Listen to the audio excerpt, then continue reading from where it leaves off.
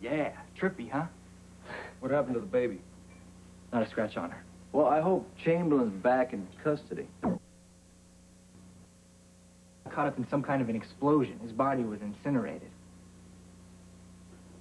Nasty way to go.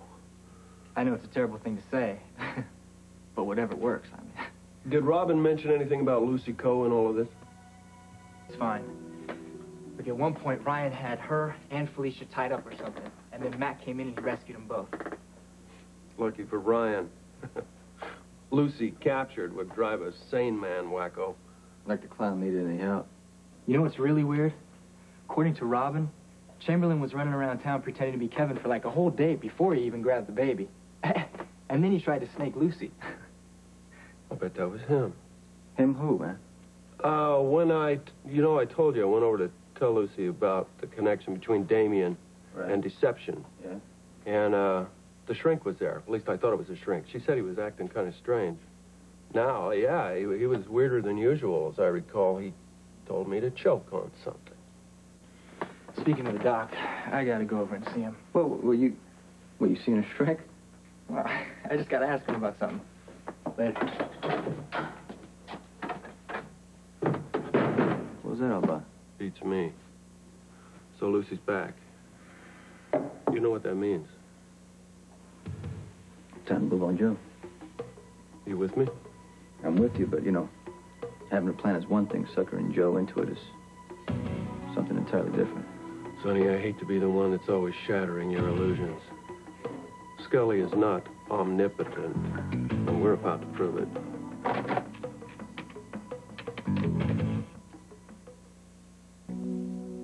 While we're in a holding pattern, I'd like to touch base about Brenda's birthday party. It's Friday, right? Right, yeah. I want it to be really special, Turning 21 is an important thing for a young lady. We talking a surprise?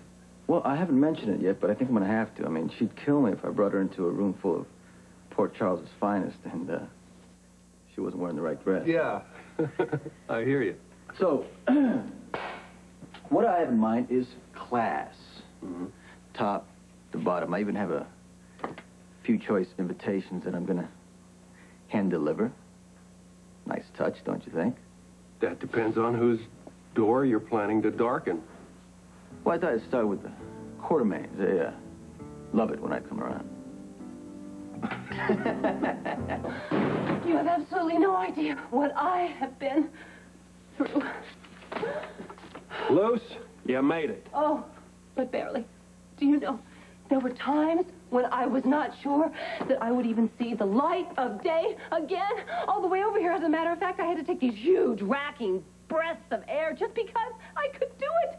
Do you know what it's like to stare death right in that eye and say, "Death, I'm going to beat you," and do it and come out on the other side? Well, I tell you what, it can be an extremely humbling experience. You? Never happened. Oh, sure. Sure. Look at the two of you all smug and unimpressed. But let me ask you something right now. Let me just ask you this. When was the last time that you two went toe-to-toe with a dangerous, homicidal, baby-snatching demon child who happens to look exactly like your lover and has this disturbing fondness for identity switching?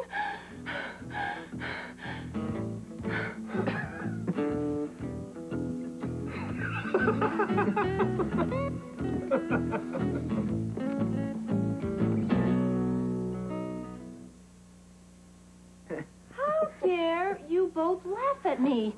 I am so tired from all this.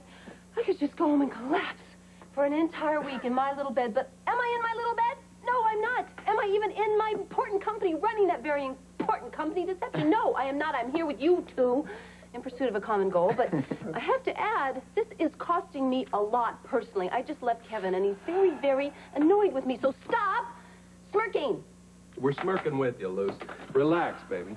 You want a drink? Ginger ale? Gee, thank you. We came up with a plan while you were otherwise involved. Your participation in it is key. Okay. What we need you to do is set up a shipment for deception. Uh-huh. Something that is... Thank you. Thank you. Something that is lucrative on the open market. We'll filter the information to Scully. And then he'll intercept the shipment and abscond with the goods. So far, I hate it. Second thing is, you set up another shipment. Same setup, only this time, what Scully hijacks is a little something he didn't expect. And this something gets rid of Scully out of our lives forever? For the long, foreseeable future. Obviously, you're going to have to take another hit. It's imperative that he walk away clean the first time. Because if he sees this coming, we're all in trouble. You know, who's to say he's going to hijack on cue? Don't worry about that. He will. Are you in? I'm in. If Edward doesn't fire me first. I like it. I really do like it. I just hate the part where I have to lose more money. And gentlemen, how can we be so very sure that Scully is going to know about the shipment? How does Damien grab you? Ew.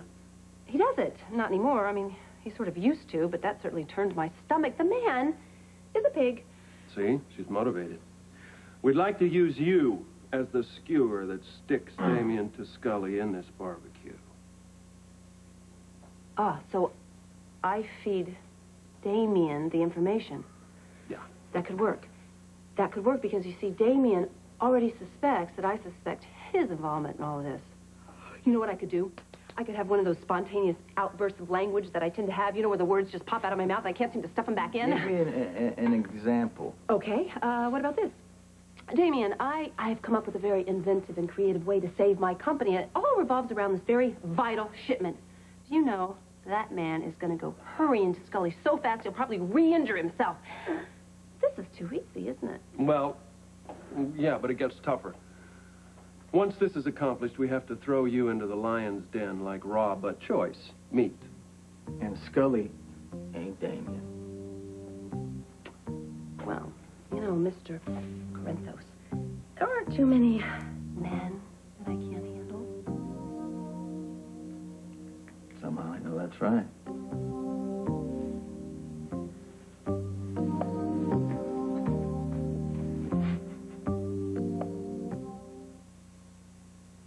At this time, I would like to officially welcome to the L&B family, Mrs. Mary May Ward. Yes, absolutely. Thank you. And on behalf of Brenda and I, and Sonny when he gets here, I'd like to tell you how thrilled we are that you're honoring us by letting our label sell your music.